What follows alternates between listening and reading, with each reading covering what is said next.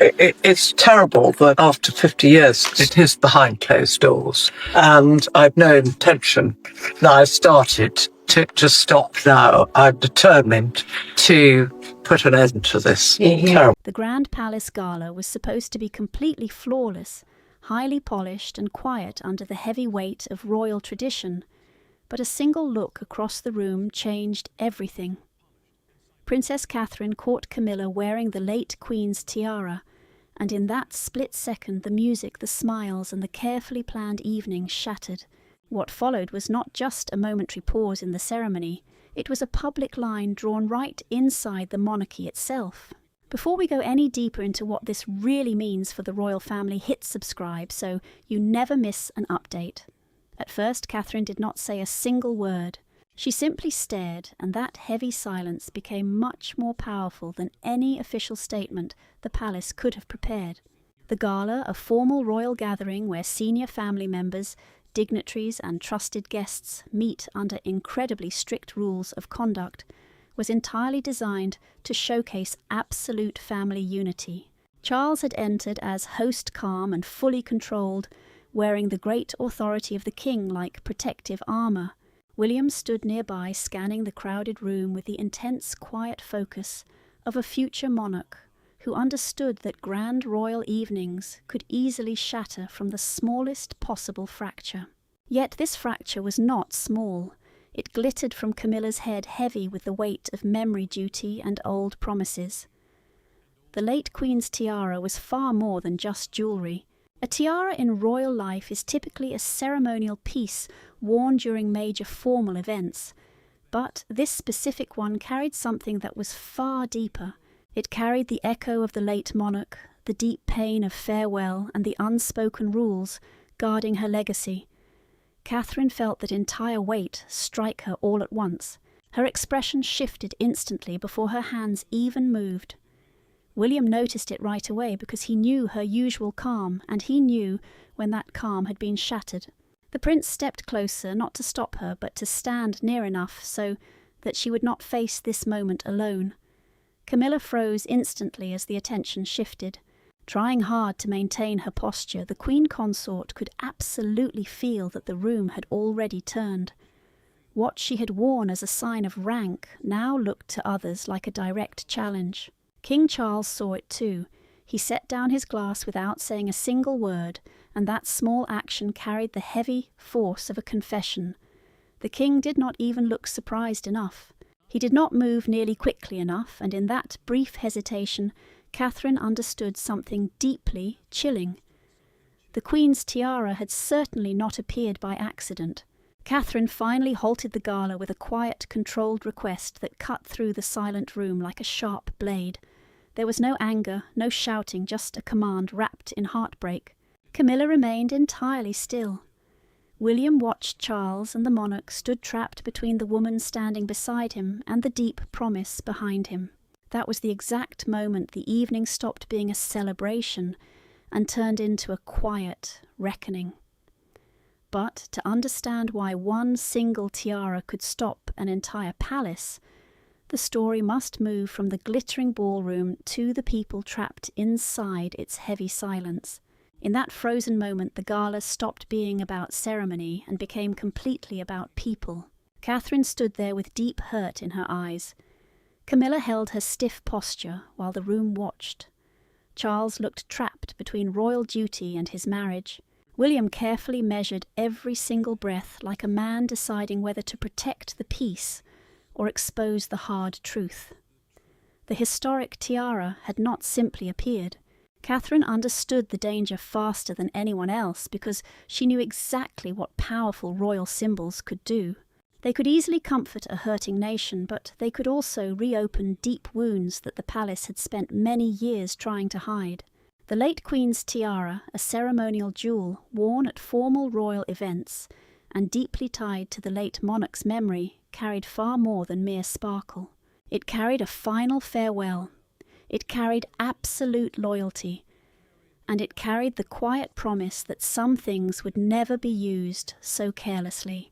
For Catherine, seeing that piece on Camilla did not feel like a simple wardrobe choice. It felt like a pointed message.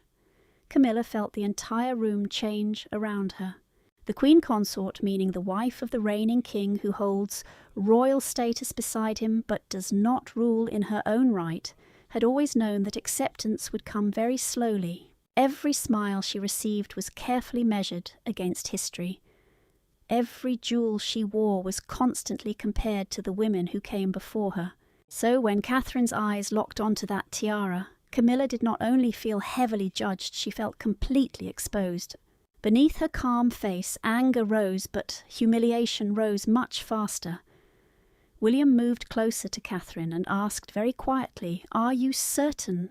His voice stayed low, but the question carried a strong warning. The prince well knew his wife would never stop a grand palace gala over simple emotion. He knew Catherine chose silence unless the moment absolutely demanded real courage. When she answered him with one small nod, William's face hardened. He looked from Camilla straight to Charles, and in that look the future king began to understand this was not about fashion. It was actually about a private instruction that someone had deliberately chosen to ignore. Charles pointedly avoided Camilla's eyes, and that quiet avoidance said far too much. The king had been host of the evening guardian of order, and the one person expected to protect every fragile line inside the family. A senior royal aide reached toward the programme schedule, the formal list that carefully controls the order of speeches, greetings and ceremonial moments during a major royal event. But Charles stopped him with one raised hand. The monarch did not explain his action, and he did not soften the silence. He simply held the entire room in place, as if one wrong word could break the crown wide open. Catherine watched that gesture and felt the hard truth pressing closer. Camilla had worn the tiara, William had fully seen the meaning, and Charles had hesitated at the exact moment absolute clarity was needed.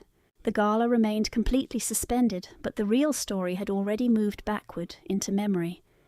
Behind Catherine's reaction was no simple impulse, but an earlier moment that had turned the tiara into a deep royal fault line. Long before the gala doors opened, the real danger had already been quietly planted.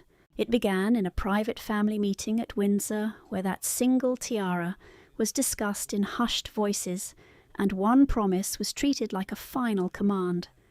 Catherine had never forgotten that day. William had never dismissed it, and when Camilla entered the gala, wearing that very same piece, the past walked right into the room with her. Catherine remembered that meeting with painful clarity. Windsor was not just another royal home in that dark moment. It was the place where the family gathered after loss, where deep grief had to sit right beside duty. The late Queen's personal jewels, meaning those pieces closely linked to her private life and public reign, were discussed with extreme care because they carried memory as much as value. Charles spoke very quietly that day, and William listened without moving. Catherine knew exactly why the historic tiara mattered. It was never meant to decorate power, it was meant to guard a memory. To William, that promise was a direct test of his family's word.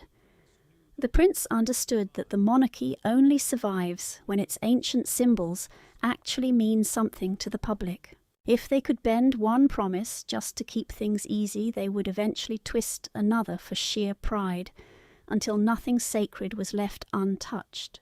Catherine sensed that very same danger, though. For her, the threat hit closer to home. Staring at the late Queen's empty chair during that summit, she felt a sharp, heavy ache of absence.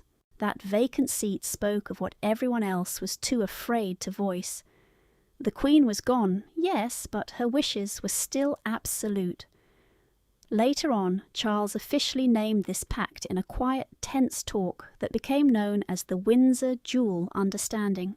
It was a simple, quiet agreement, a family promise, that Camilla would never wear the late Queen's tiara in public without direct consent from the most senior members of the royal family. Now this quiet pact was not a formal law, yet inside palace walls such agreements carry the weight of an absolute command because they protect vital trust among those who must face the public together. Charles gave his word. William heard him.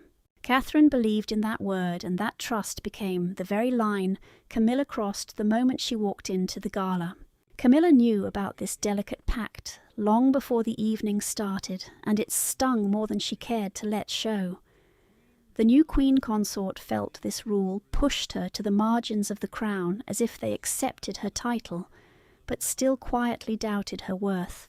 According to a written staff report filed after the event, a veteran palace dresser had explicitly warned Camilla that picking this specific tiara would cause serious tension. That warning was polite, but dead serious. Still, she brushed it off as nothing but overcaution, convincing herself that the royal family simply had to move forward. But pushing ahead without their agreement was not healing, it was a direct provocation. Charles, too, knew much more than his silence suggested.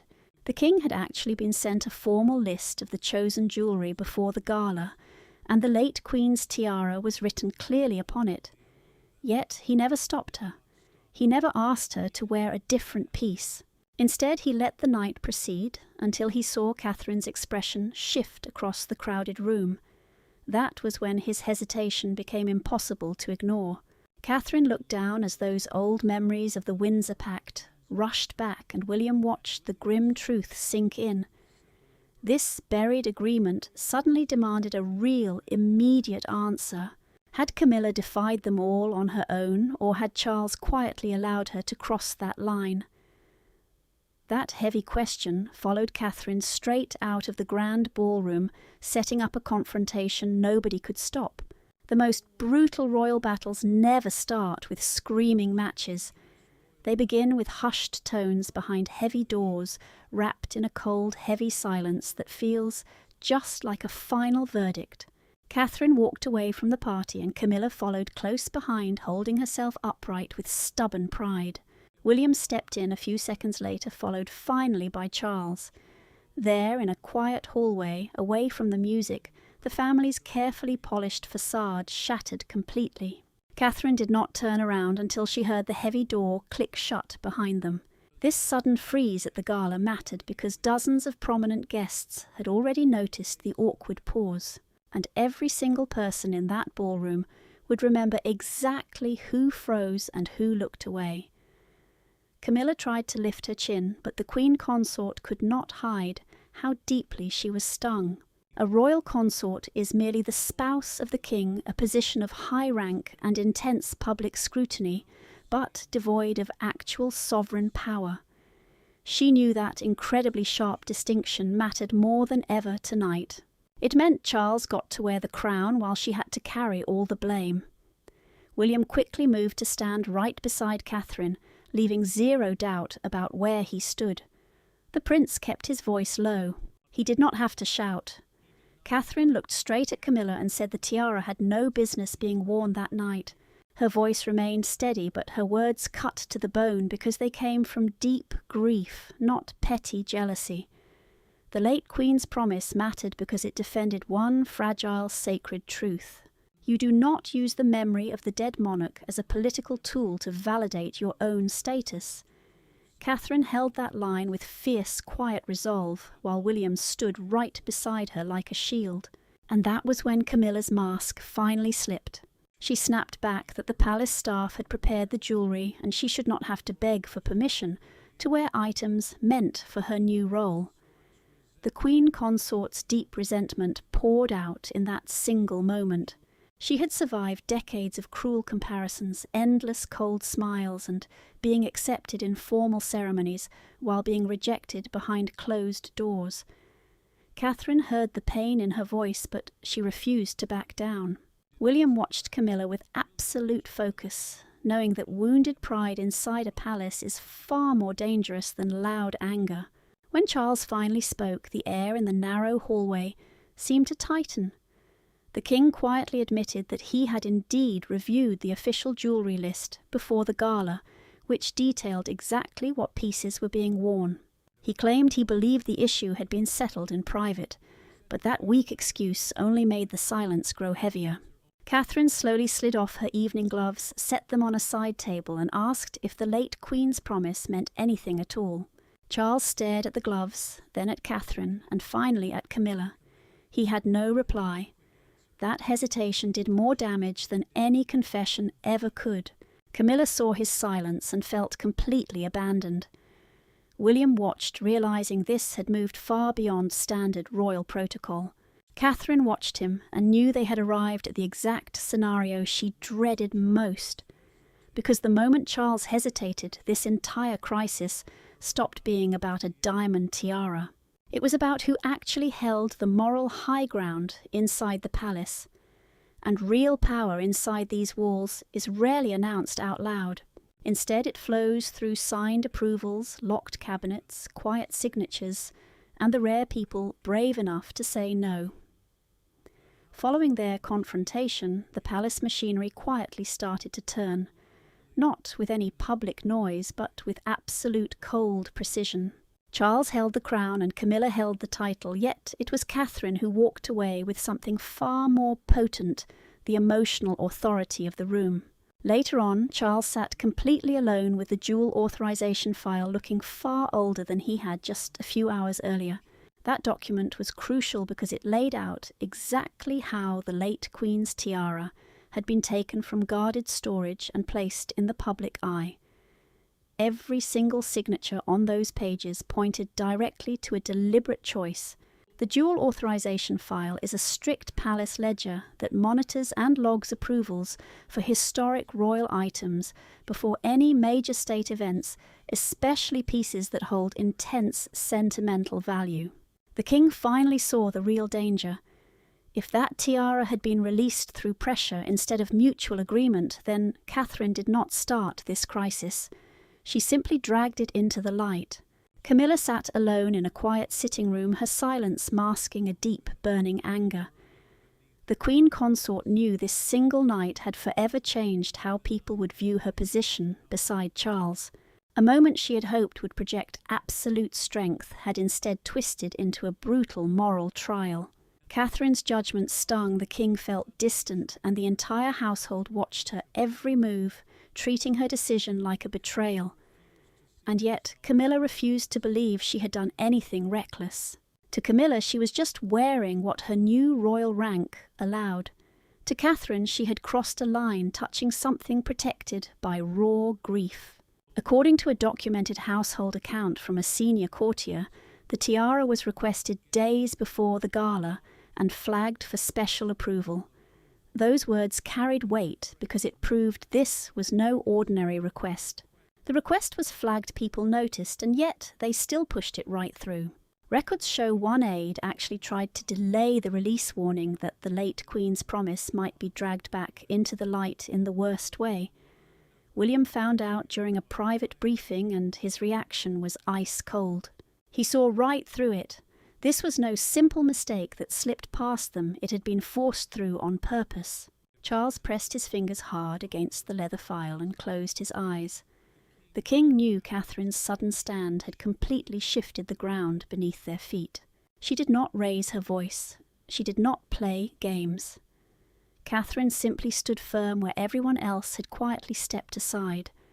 That is why aides now viewed the tiara as a betrayal, not some minor wardrobe slip-up. Charles still held the official power, but the real emotional weight had shifted elsewhere.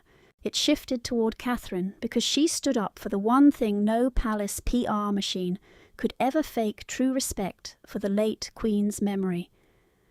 Charles finally looked up and delivered the order nobody saw coming.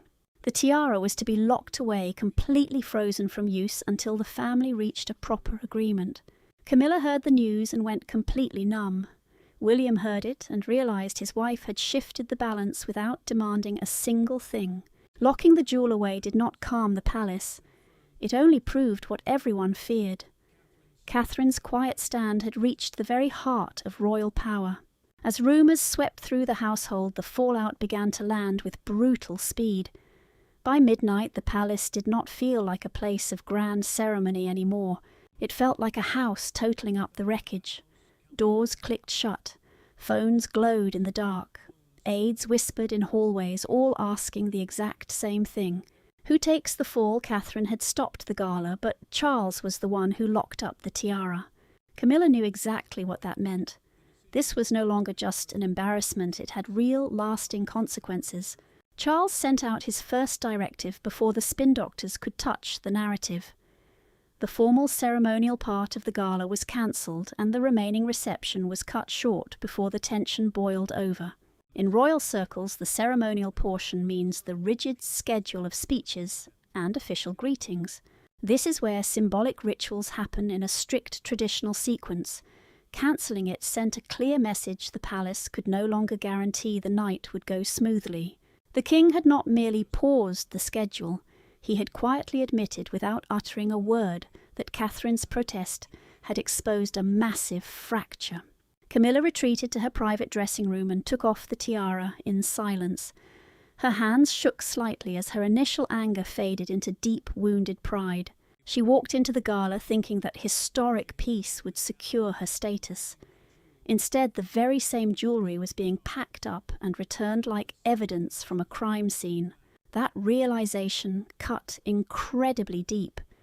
Camilla felt quietly punished behind closed doors after being publicly judged, and every soft footstep outside her door felt like someone else deciding she had crossed the line.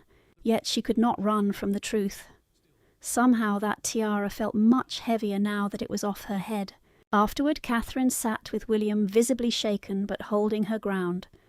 She knew this sudden halt would face intense scrutiny from the family, the staff, and soon the entire public. William knew the stakes were incredibly high too. That is why he instantly threw out the first draft of the palace statement the second it hit his desk. An official palace statement is a highly calculated release where a single wrong word can shift the entire blame. The draft tried to paint Catherine's protest as a mere emotional reaction to a misunderstanding. The prince folded the document in half, set it down firmly on his desk, and declared that his wife would not be made the scapegoat for this mess. Charles then issued an urgent decree the tiara must be locked back inside the vault before sunrise. Sending it back to the high-security royal vault home to the world's most priceless jewels turned a quiet family dispute into a formal binding ban on the piece. The king's swift command felt like a silent slap to Camilla, but it also shielded Catherine from being labelled as the reckless one. An internal briefing tape revealed that multiple VIP guests witnessed the precise moment Catherine halted the event. Keeping it a secret was impossible, too many eyes were on them. William looked at his wife and realised the next fight would not be over the facts, but over who got to write the history. Camilla stood alone in her quarters, her bare head feeling like a heavy blow to her pride. Charles scrambled to manage the fallout, but the narrative had already spun out of his grasp. Once the staff cleared the wreckage of the evening, only 2 women remained to face the harsh truth the tiara had brought to light. This pivotal moment did not happen in a formal committee room or inside some drafted statement. It unfolded in a quiet room with no staff, no grand titles, and no audience left to impress. Catherine and Camilla finally stood face to face in the quiet aftermath. The diamond tiara was gone, the guests had departed, and for the very first time they spoke not as royal symbols, but as 2 deeply hurt women. Catherine agreed to meet before the sun came up, because she knew exactly how toxic a lingering silence could become. If this wound was left to fester, it would turn into a permanent rift, and the royal family simply could not survive another bitter private war hidden behind fake public smiles. Camilla walked in without the controversial tiara, and that bare head instantly shifted the mood. The Queen Consort was no longer wearing the heavy sparkler that triggered the entire crisis. She only carried the raw hurt it had exposed. For Catherine, that was what mattered, because this was never about winning. It was about protecting history, maintaining trust, and the deep fear that the late Queen's final wishes were being quietly erased too soon. Camilla sat right across from Catherine, bracing herself for a lecture, but the princess refused to give her a show. Speaking very softly, Catherine said she never actually meant to humiliate her. She did not want the room turning icy cold, or Charles caught in the middle. But seeing the late Queen's tiara changed everything. This was a historic piece tied to the late Queen's public life and private legacy. It felt like something sacred was used before the family was truly ready. Catherine explained the promise was not about shutting Camilla out. It was about shielding everyone from putting raw grief on display. Camilla just listened, and for the first time all night, her anger simply faded away. The Queen Consort confessed she felt constantly compared to the women who came before her, accepted by royal law, but always doubted by heart. To her, wearing that crown felt like the ultimate proof that she finally belonged beside Charles, completely without apology. But Catherine's quiet words forced her to look at the flip side. What Camilla viewed as acceptance, everyone else saw as sheer possession. Where she saw a sense of belonging, Catherine saw the late Queen's memory being dragged into a battle it never should have fought. Catherine did not sugarcoat the truth, but she did not twist the knife either. The princess told Camilla that the family desperately needed time, not punishment. She said the Queen's promise was meant to be a guardrail, not an absolute wall. One day she added the tiara could return for a moment that healed instead of divided. Camilla put both her hands flat on the table and gave the response nobody expected. She promised she would never wear the historic piece again unless Catherine was directly involved in making that decision. The Queen Consort's voice remained steady, but the thick pride behind it finally shattered. That quiet, private understanding did not erase what happened, but it completely changed its meaning. Catherine had protected the late Queen's memory without crushing Camilla. Camilla had given up her certainty without losing her dignity. Outside that quiet room, Charles still had a massive palace to run, and William still had to keep the truth from being twisted. But between these two women, the sharpest edges had finally dulled. By morning, the tiara was locked back in the vault, but the image of Catherine stopping the entire gala had already leaked past the palace walls. At sunrise, the royal household woke up to their worst nightmare. Quiet containment had failed completely. The public had already seen too much.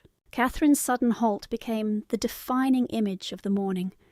Camilla's tiara was the symbol everyone argued over, and Charles's hesitation was the moment commentators replayed on loop. And right outside the massive palace gates, the British public did what the monarchy could not. They handed down a swift verdict. Catherine woke up to the exact kind of media storm no royal ever wants. Her name was printed right next to words like duty defiance and heartbreak. Every single headline tried to decide if she had bravely protected the Queen's legacy or shattered the fragile peace the royal family depends on.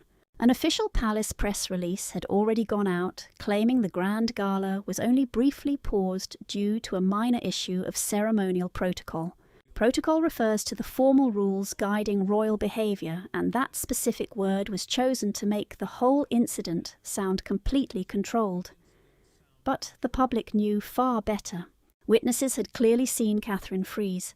They saw William step in close. They saw Charles hesitate under pressure. Camilla stared at the endless coverage, feeling the cold tension of the night before rushing back. The Queen Consort realised that the tiara had become much more than just a piece of jewellery. It had transformed into a public test of whether the country truly accepted her standing right beside the king. One major front page featured a tight crop of the late Queen's tiara under a brutal headline, "The Gala That Stopped for a Crown." Those words cut deep because they turned a private family wound into a massive national symbol. Camilla read those words once, then again, and the second time stung even worse. Charles listened quietly as his aides read through the morning brief. But the king could only hear the heavy gravity behind every single sentence. That daily morning brief is a detailed summary of headlines, the shifting public mood, and urgent household matters. This particular brief did not feel routine. It felt like an omen. A broadcaster standing right outside Buckingham Palace described the scandal as the night royal memory overruled royal rank. That phrase spread fast because it said what the official palace statement simply would not admit. Catherine had not just paused a fancy gala, she had forced the monarchy to choose between royal position and a sacred promise. William tracked the public reaction with a quiet, careful anger. The prince knew Catherine would be blamed by critics, praised by supporters, and completely misunderstood by many. He also knew Camilla would feel exposed in a way no statement could ever soften. Outside the palace gates, a quiet crowd gathered, and one woman holding white flowers said some things still belonged to the Queen. That single simple sentence carried far more weight than any official wording. While it gave Catherine strong moral cover, it only deepened Camilla's personal pain. King Charles finally understood that staying silent was no longer a shield. The king could not let the palace hide behind careful diplomatic phrases, while Catherine carried the heavy burden and Camilla endured the public shame. The public had already decided what this explosive moment meant, and now Charles had to shape the narrative before it hardened forever. Catherine had defended the Queen's memory. Camilla had bravely confronted raw rejection. William had guarded the fine line between family loyalty and truth. When Charles finally spoke, he did not just settle some simple dispute. Instead, he delivered the emotional verdict the palace had been desperately avoiding. In the end, the tiara no longer belonged to just one woman, one high-profile gala, or a single mistake. It had become an ultimate test of whether the British monarchy could still honour memory without turning it into a weapon. Catherine had frozen the room. Camilla had been forced to face the brutal personal cost of truly belonging. Charles had finally learned that silence can wound far more deeply than an actual command, and William had chosen loyalty with his eyes wide open. Charles called Catherine, William and Camilla together because this heavy matter could not be left to toxic palace whispers anymore. The king understood that if this raw wound kept bleeding, it would become a permanent, painful fracture inside the family, casting a dark shadow over every future royal ceremony. A final vault order is the written directive controlling whether a royal jewel can leave secure storage, and this one mattered because it turned raw emotion into a final binding decision. The late Queen's tiara would stay locked in the vault until a future family occasion agreed upon by every senior royal. No quiet requests, no backroom pressure, no blurred approvals. Catherine accepted the final decision with quiet relief. The princess did not look victorious, mostly because this had never been about winning.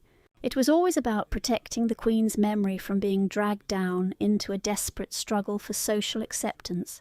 Catherine knew the monarchy survived not just on grand titles, but on trust, quiet restraint, and the belief that royal symbols still actually meant something. William saw that sudden relief wash over her face and knew exactly why he had stood by her side from the start.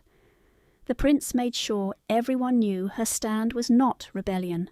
It was loyalty in its purest form, the rare kind that speaks the truth before damage becomes tradition. Camilla accepted the strict boundary with deeply visible pain.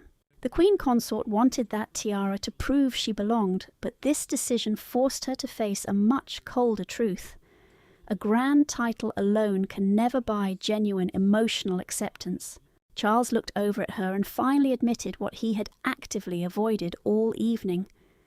The king confessed his error was not just allowing the controversial tiara to appear. His true mistake was letting ambiguity fester right where absolute clarity was needed. That admission shifted the entire room, and Camilla felt it as both a quiet apology and a firm boundary.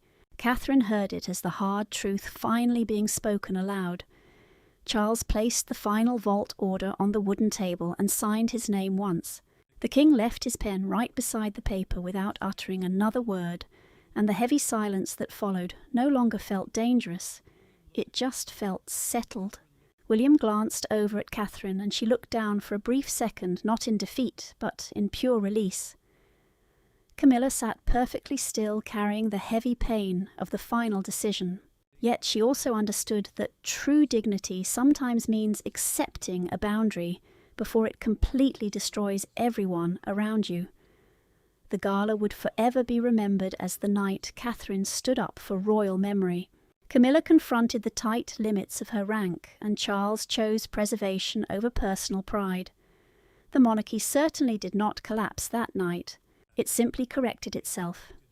The tiara returned to silence. The message remained completely unmistakable. Certain symbols cannot simply be worn to gain legitimacy. They must be earned through trust. There is no unresolved ending here.